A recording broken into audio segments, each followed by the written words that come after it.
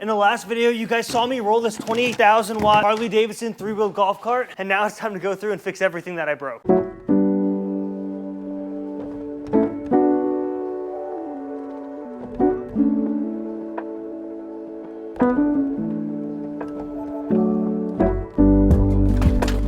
Welcome back to Almost Engineering. Today is a very gross, rainy day. We never cleaned up after our disaster over the weekend where we flipped the 3-wheeled golf cart. So we're gonna take care of all of this, get this back inside, fix up the seat back, fix our wiring, and hopefully take it for a test drive when this rain clears up. But I wanna get this inside because we got exposed wires, it's an electric build, and I don't want anything shorting out. So let's take care of that first.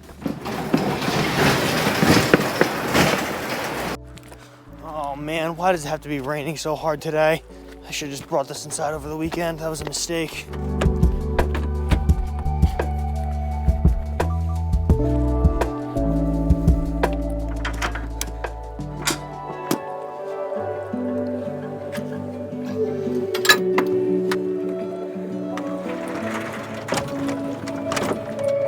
Ow, ran over my foot.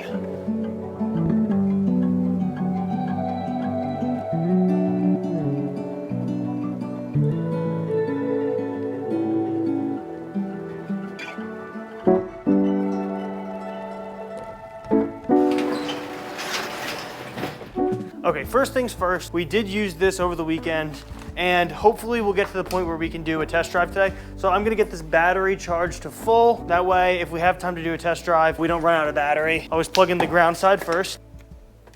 Very good, charging the battery. All right, let's go over the damage that our roll caused. I think we tweaked the handlebars a little bit, which isn't terrible. The main thing that happened is we ripped some wiring. This wiring harness got torn pretty hard. There's nothing broken, but the fraying of the exterior sheathing is a little bit concerning. When we remount everything, we are not going up to the handlebars this time. We're gonna keep it all under the hood. That way, if I ever do roll again, there's no rapid amount of tension put on the wiring harness. So if you look here, this is our female side of our connectors. This turned out fine. The issue was on the male side of those connectors. All of these wires got pulled out of this pin. I since repinned it over the weekend when I had a little bit of free time. The main concern was when I was at the party, clearly these colors do not match. You have red, purple, blue, gray, and brown. And then on this side you have red, blue, a different brown, a different blue, and a black. There's no way of matching the wires up that way. Online, there's no wiring diagram for this kit that I bought. So what I did was I actually went through the raw footage, looked at how this was plugged in on the Barbie scooter videos, and that's how I repinned this connector. The main thing I was worried about with this connector is you have two different things going on, right? You have this switch that's on and off, so this sends power to the controller and tells it to turn on. And then you have this 3-position switch, which tells you reverse, low speed, or high speed. If I get these three mixed up, that's okay. It just means our position switch will be wrong, but it's not gonna cause any damage. And if I get these two mixed up, as long as they're in the correct pins, like left and right, our off and on switch will just be backwards, which isn't a big deal. The only problem is if I'm taking the wires that are associated with these two and mixing it in with these. And that's when things become an issue because suddenly we're sending power to this 3-position switch, which is not what we're supposed to do. That's why it was so critical that I got these wires right. The other problem we had was our throttle position sensor got unpinned as well. At the party, I re-crimped all of them. They're a pretty good connection. I'm not gonna repin them because the connector's completely shot. And at some point, I'll just buy a new throttle position sensor for like $15, which will come with it repinned. So there's no point in doing that right now. As long as I have a good solid connection, I'm not worried about it. Another issue with this whole build, not that we broke anything, is we need to put a chain tensioner on this. It was much tighter. And then what's happened is as we've used it, the chain is stretched. So we're gonna build a chain tensioner real quick for that today. It'll probably have a couple holes in it so you can change the tension of it. Last but not least, in terms of our damage report, is our seat back. We ripped the studs right out of the wood, right there, there, and obviously this wood is just completely gone. So I've got no real good way of reattaching this.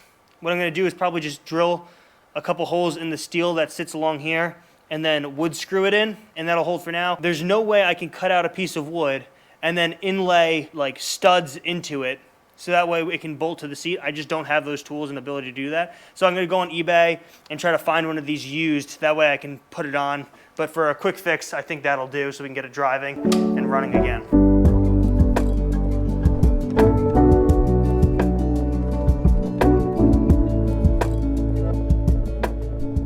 before moving on to the seat back, I want to make sure our wiring is correct, and I want to make sure this motor's working. I'm going to take this chain off. It's really simple because we don't have our chain tensioner on it yet. So what I'm going to do is just lift this up and then slowly roll the wheels back, and we're off.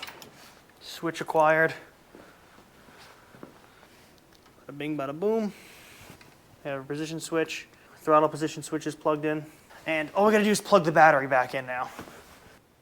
Okay, we have voltage. We just turned it on. Right now we are in low speed. So when I press this gas pedal, this motor should rotate in that direction.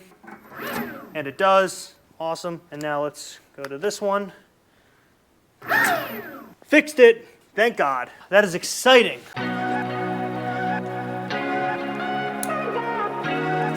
Zip ties are one of my favorite inventions.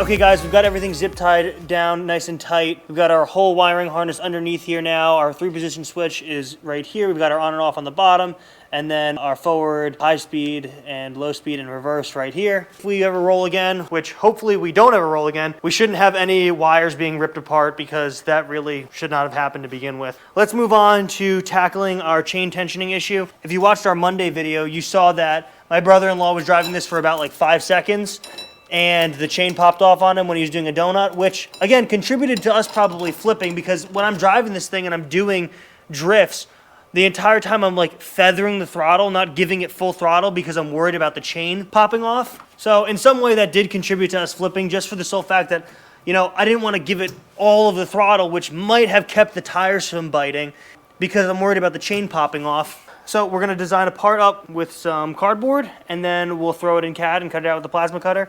It should be relatively simple.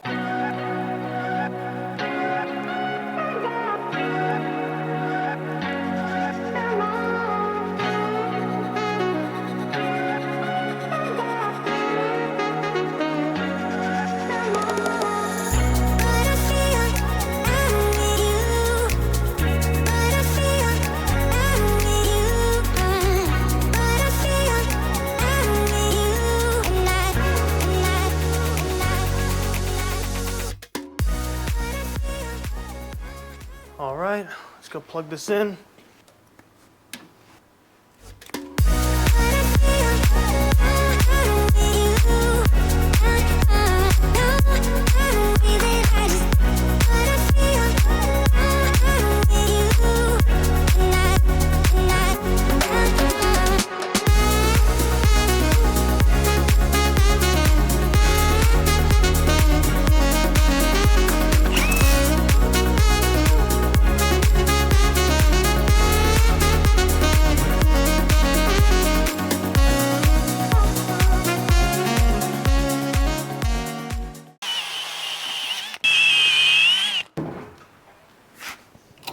Basically perfect. I'm literally just gonna weld that on there just like that. We've got our chain tensioner done.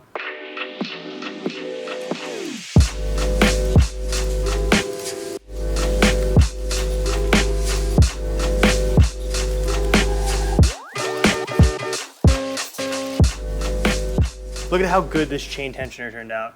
So we've got all these holes on the side so we can adjust it if the chain keeps stretching.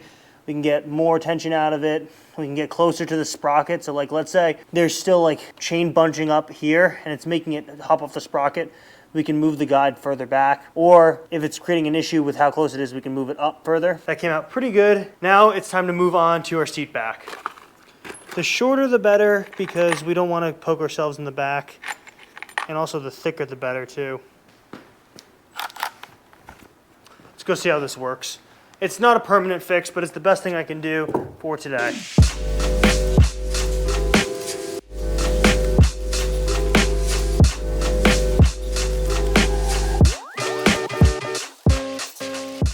Good enough. Okay guys, it is absolutely disgusting outside right now. Extremely foggy, low light conditions, so I have no idea how good this camera quality is gonna be. But anyway, I really wanna test this build out. I did not get a chance to do it much on the pond, which was unfortunate because I flipped it.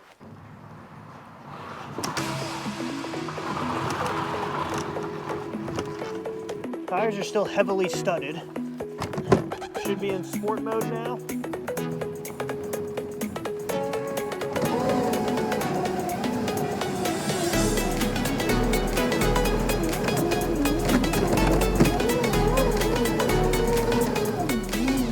I can't wait until there's grass again. This is so annoying. Like, this snow has been here for months, it feels like.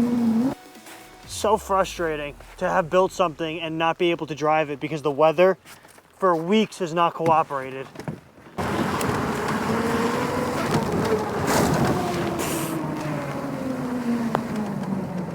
Oh, this thing will wheelie all right. Holy shit, it wheelies! Holy crap! Oh, that was terrifying.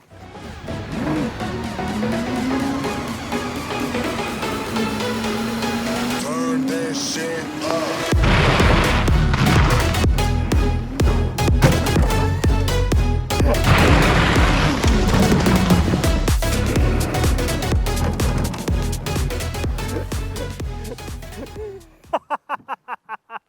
That is so terrifying.